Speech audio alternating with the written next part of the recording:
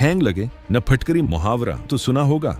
ये है वो जादुई हैंग, अल्लाह पाक की एक और नामत जिसके बारे बहुत कम लोग जानते हैं।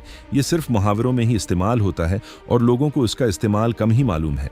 मेडिकल की दुनिया में उसकी बेहद अहमियत है।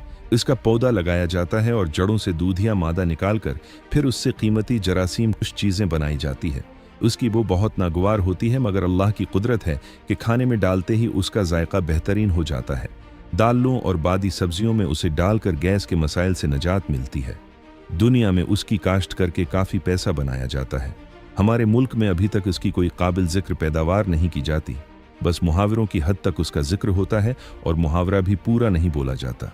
पूरा ऐसे बोला जाता है, हैंग लगे न फटकरी, रंग चौका आए। अब आप बताओ, क्या आपको इस हैंग के बारे में आगाही थी और कभी देखी है, या पूरा मुहावरा मालूम था?